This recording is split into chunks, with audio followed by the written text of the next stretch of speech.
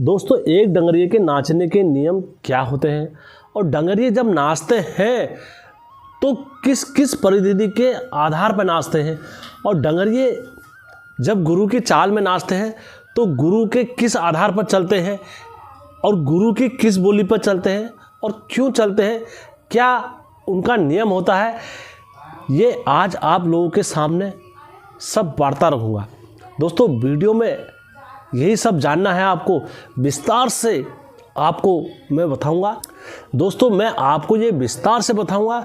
हेमचू पहाड़ी चैनल में आपको ये ऐसा ज्ञान कहीं नहीं मिलेगा दोस्तों, क्योंकि ये आपको उत्तराखंड के किस कल्चर को लेके है, क्योंकि ये हमारा कल्चर है। और यदि किसी को लगेगा कि ये मिथ्या बात है तो आप ये बात अपने बुजुर्गों को और अपने परिजनों को या अपने पीढ़ियों के दादा परदादाओं से आप किसी से ही बोल देना, वो इस बात को कभी मिथ्या नहीं बोलेंगे।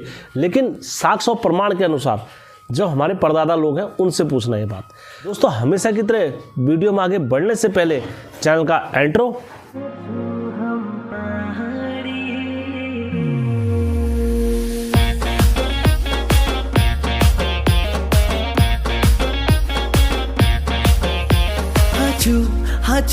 हाचू हम पहाड़ी। जय बिरकारा बजरंगी, हर हर हर हर हर हर हर हर हर हर हर हर हर महादेव। आप सभी के परिवार के ऊपर महादेव की कृपा और बजरंगबली का आशीर्वाद हमेशा बने रहने चाहिए। दोस्तों, स्टोरी में और आज का वार्तालाप में मैं आगे बढ़ता हूं। दोस्तों, मैं वीडियो में आगे बढ़ने से पहले मैं आप लोगों से कुछ कहना चाहता हूं और आपको अगर अच्छा लगेगा तो आप हमारे ग्रुप में भी जुड़ जाना। दोस्तों, हमारे व्हाट्सएप ग्रुप के माध्यम से दिल्ली, बम्बई, महाराष्ट्र, गुजरात जैसे शहरों में जो लोग रहते हैं उनकी कई ऐसी समस्याओं का समाधान करा गया है हेमचू पहाड़ी ग्रुप में। और लगातार उस ग्रुप में लोगों की समस्या सुन के हमारे जो गुरु लोग हैं वो सुन रहे हैं और निस्वार्थ अपनी सेवा भाव से वो ग्रुप में लगे हुए हैं। यदि आप भी हमारे ग्रुप में जुड़ना चाहते हैं और ग्रुप के जो नियम है, यदि आप उत्तराखंड के लिए एक कदम से कदम मिला के चलना चाहते हैं तो दोस्तों आप हमारे ग्रुप में जुड़ सकते हो, हेमचू पहाड़ी ग्रुप। और हेमचू पहाड़ी ग्रुप में आपका वेलकम और स्वागत है। दोस्तों, आज की जो वार्तालाप में मैं आगे बढ़ रहा हूँ, ये देखकर मुझे रोना आता है।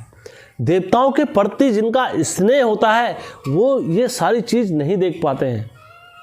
देवताओं के प्रति जिनका प्यार होता है, जिनका करुणा होती है, जिनको देवताओं के प्रति एक आस्था होती है, जिनको देवताओं के प्रति एक विश्वास होता है, जिनको देवताओं के प्रति, अपने घर के इष्टों के प्रति, अपने कुलंकारी जो भूतनी और भूत और जो देवी देवता हैं उनसे एक स्नेह होता है, तो दोस्तों वो स्नेह को देखकर हर कोई व्यक्ति रो जाता है, क्योंकि ये हमारे उत्तराखंड की देवी देवताओं से लगाव की कहानियाँ हैं। ये उत्तराखंड के हमारे कल्चर को जोड़ने वाले एक कड़ियाँ हैं। ये हमारे उत्तराखंड के लिए विशाल विशाल चीज़ें हैं कि हमारे उत्तराखंड में आजकल क्या चल रहा है, कोई भी व्यक्ति इसे अपने व्यक्ति विशेष को लेके ना समझे, क्योंकि इसमें मैं देवताओं के नियम बता रहा हूँ। और उत्तराखंड के जो ये नियम है ये मैंने नहीं बनाए हैं और ना ही ये आपने बनाए हैं, ये हमारे पूर्वजों ने बनाए हुए हैं नियम। तो मैं वही नियम दोहरा रहा हूँ। कोई भी व्यक्ति ये ना समझे कि हेम हमारा विखंडन कर रहा है या हेम हमारा खंडन कर रहा है, क्योंकि ये जो कुछ कह रहा हूँ मैं अपने पौराणिक ग्रंथों के अनुसार कह रहा हूँ और अपने बुजुर्गों के नियमों अनुसार कह रहा हूँ। और उत्तराखंड के कई ऐसे गुरु, कई ऐसे दास के प्रमाण और तथ्यों पर कह रहा हूँ आपसे। और यदि आपको लग रहा है हेम मिथ्या बोल रहा है, हेम कोई साक्ष्य नहीं दे रहा है, तो आप हमारे व्हाट्सएप ग्रुप में जुड़ सकते हो। वहाँ पर आपको जो प्रश्न पूछने हैं इस विषय में तो आप पूछ सकते हो। दोस्तों, आजकल क्या हो रहा है, हमारे देवी देवता जिस किसी पर भी नाच रहे हैं तो वो स्वयं ही उनका उपहास बना दे रहे हैं। उनको स्वयं पता नहीं चल रहा हम देवताओं का उपहास कैसे उड़ा रहे हैं। और ये सारी चीज़ें देखकर हम सबके नेत्रों में भी अश्रु आ जाते हैं, क्योंकि ये उपहास का जो दौर बनाया गया है ये बिल्कुल ही निंदनीय है। क्योंकि मैं दूसरे पर नहीं ले रहा हूँ, मैं स्वयं अपने ऊपर ले रहा हूँ। यदि मेरे ऊपर कोई देवता नाचता है या आपके ऊपर कोई देवता नाचता है, तो आपके घर में जब यात्रा लगती है तो आपके घर में जो देवता को नचाते हैं तो सबसे पहले एक उनकी गद्दी लगाई जाती है और उस गद्दी में देवताओं का सुमरण करा जाता है। उसके बाद उनको न्योत दिया जाता है। जब देवी देवताओं को जो भी जिस किसी के घर में होता है तो देवताओं के नाम से एक पिठिया छोला जाता है। पिठिया छोलने के बाद देवताओं को तिलक चंदन की बाणी लगाई जाती है। उसके बाद सभी देवताओं को गुरु लोग जो भी यात्रा लगाते हैं तो आदेश लगाते हैं। उसमें काशीलाल भैरव को भी आदेश पड़ेगा, केदारनाथ बाबा को भी आदेश पड़ेगा, कंथापुरी को भी आदेश पड़ेगा, 9 लाख कतिरू को भी आदेश पड़ेगा, रंगली बैराट को भी आदेश पड़ेगा। जहाँ जहाँ देवते रहते हैं परियों को भी आदेश पड़ेगा, आचड़ियों को भी पड़ेगा, देवियों को भी पड़ेगा, माताओं को भी पड़ेगा, चाहे कोई क्यों ना हो, आचड़ियाँ क्यों ना हो, सबको आदेश लगेगा।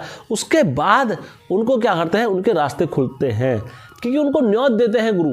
अब दोस्तों हमारे वहाँ पर यदि देवता दुलेची में प्रकट होता है और उन्हें प्रकट होके और वो अपने या पितृ जो भी उनके भूत भूतनी जो भी आए हैं, यदि वो उनको खिचड़ी देने जाते हैं, उस दुलेची से छोड़कर बाहर अगर जाते हैं तो उस बीच में क्या होता है, कोई भी चीज़ उन पर अटैक कर सकती है।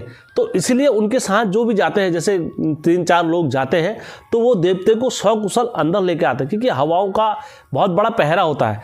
उसके बाद जब देवता पुनः अपने स्थान पर आते हैं, आने के बाद उनके पाँव को धोया जाता है, उनको शुद्ध करा जाता है और वो दुलेची में जहाँ पर होती है गंगा जल और गौत वगैरह डाला जाता है, उन्हें शुद्ध पवित्र भाव से दोबारा वो दुलेची में, क्योंकि उसमें जितना देवता शुद्ध रहेगा तो देवते की शक्ति उतनी प्रबल रहेगी।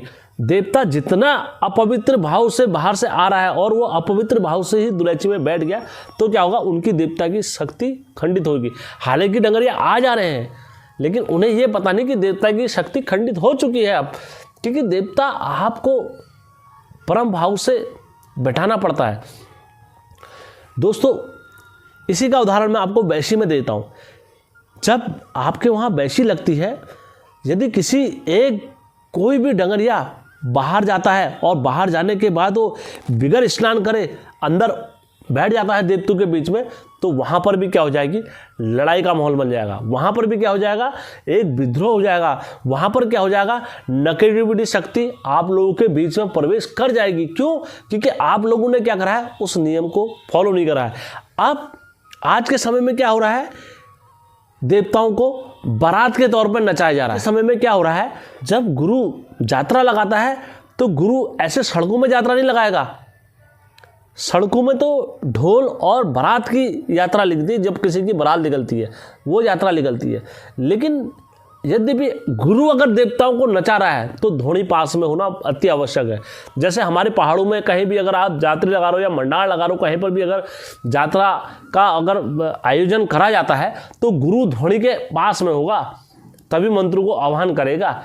ये नियम होता है। और गुरु जैसे आप घर के भीतर भी लगा रहे हो तो जब जागरी लगती है तो ये नियम होता है, आप अपने घर के आंगन में या बाहर से कॉलेज जलाओगे जरूर या अंदर चूल्हे में कॉलेज जलाओगे जरूर, क्योंकि धोनी का होना अति आवश्यक माना जाता है बाहर से। क्योंकि बाहर क्या है, गुरु गोरखनाथ की धोनी लगाई जाती है, ये नियम होता है, तभी वो घोड़ी में आने वाले देवता आते हैं। दोस्तों आज के समय में जो चीज़ हो रही है, देवते कहीं पर भी प्रकट हो जा रहे हैं, देवतों को किसी का डर नहीं हो रहा है। और अगर कोई भूत किसी से आगे निकल रहा है तो देवता अपनी शक्ति से नहीं रोक रहा उसे, देवता किससे रोक रहा, अपने ताकत से रोक रहा, किसी के बाल झन बना के, किसी के विद्रोह करके, या तू ये है वो है। क्योंकि अन्यथा पहले क्या होता था, एक जगह क्या हुआ, गुरु गोरखनाथ की धोनी में एक लड़का बाहर से आके, गगनाथ जो का डंगरिया था, बाहर से आकर उनने गुरु गोरखनाथ की धोनी को तहस नहस कर दिया कि मैं गगनाथ जो हूँ, ये हूँ, वो करके उनने पूरी धोनी को तहस नहस कर दिया। लेकिन डंगरियों ने किसी ने रोका नहीं, किसी ने वहाँ उसे रोका नहीं, किसी ने कुछ नहीं करा। उन्होंने कहा जो करेंगे बाबा करेंगे। उसके बाद 6 महीने के बाद वो डंगरिया क्या हो गया, पागल हो गया। इतना पागल हो गया, इतना पागल हो गया, कहीं कितनी जगह दिखाया, उनको फ़ायदा नहीं मिला। अंत में फिर वो उस धोनी पर आए और नाक रगड़ी अपनी, उन्होंने कहा बाबा हमसे गलती हो गई है, आगे से नहीं करेंगे। तब जाके लड़का क्या हुआ, बचा। मैं यही बताना चाहता हूँ आपको कि देवता क्या होता है, अपनी शक्ति से दिखाता है। ये नहीं कि आपको अपने डर से कि मैंने बाल झन बना दिए, मैंने किसी पर ये मार दिया, किसी को अस्त्र मार दिया, किसी को शस्त्र मार दिया। सबसे पहले अगर तुम्हारी शक्ति प्रबल है और तुम नाच रहे हो तो तुम्हारे सामने आने से नेगेटिविटी शक्ति वैसी दूर रहेगी, क्योंकि आपने अपने नियम धर्म और अपने पर काबू करा है। तब जाके तुम्हारी शक्तियाँ क्या हैं, उससे प्रबल है। और जब कभी भी आप अपने मंत्रों का या गुरु मंत्रों का या आप अपने इष्ट का सुमरन कर रहे हो मन में, तो आपके अंदर सुरक्षा कवच बन जाना चाहिए, हर हमेशा याद रखना। तो दोस्तों यही आपको मैं समझाना चाहता हूँ कि हमारे उत्तराखंड से जब जागर लगती है, जब वैशी लगती है, तो जो वैशी में डंगरिये होते हैं तो वो गधरे नहीं नांगते हैं। नाचते हुए आप गधरा नहीं नांग सकते हो, 1 गधरा नहीं, 2 गधरे नहीं, 3 गधरे नहीं, 4 गधरे नहीं नांग सकते हो, क्योंकि नियम है कि आपको 7 नदियाँ नहीं नांगनी होती है या 2 नदियाँ नहीं नांगनी होती है, क्योंकि गधरे जितने आप नांगोगे तो आप सीमाएं पार कर रहे हो, और सीमाएं पार कर रहे हैं तो आप समझ लो एक ब्रह्म भाव में पड़ जाओगे। क्योंकि ये नाचते हुए कभी देवता गधरे और नाचते हुए देवता कभी नहीं चलते हैं, क्योंकि आपको क्या है अपनी शक्ति का, फिर आप यदि अपने शक्ति से इस तरीके से चल रहे हो तो आप अपने शक्तियों के अभिमान से चल रहे हो, क्योंकि देवता कभी इस भाव से नहीं चलता है। देवता गुरु के साथ सड़क में नाचते हुए नहीं चलता है ढोल पे।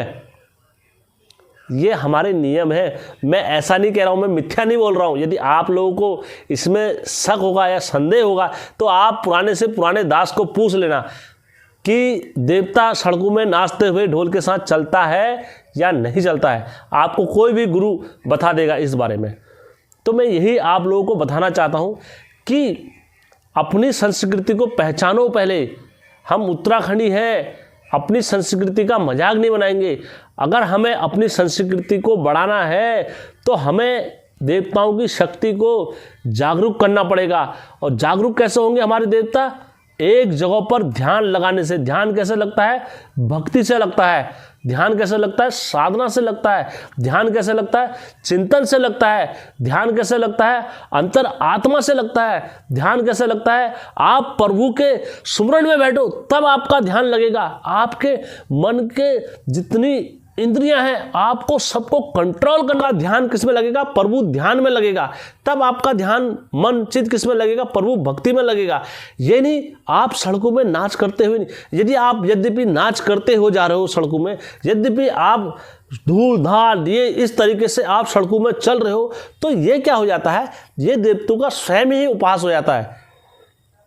क्योंकि हम नचर वाले नहीं हैं। हम क्या है? ये देवताओं का स्वयं ही उपास हो जाता है। आपको हमेशा ये याद रखना है कि हमें क्या करना है? देवताओं के पहले नियम पकड़ने हैं। हमें देवताओं के पहले क्या करना है? करुणा पकड़नी है। हमें देवताओं की क्या पकड़नी? पहले चाल पकड़नी है कि वो देवता कैसे नाचते हैं। झांकी निकालना अलग चीज़ है। प्रभु भजन गाते हुए चलो आप सड़कों में, वो एक अलग चीज़ है। प्रभु का मंथन करते हुए चलो, आप सुमरण करते हुए चलो, वो एक अलग चीज़ है। वो भक्ति अलग चीज़ है सड़कों में। यद्यपि आप नाचते हुए चल रहे हो सड़कों में, वो एक अलग मैटर है। उससे आप हमारे पहाड़ों की आस्था को नहीं जोड़ सकते हो।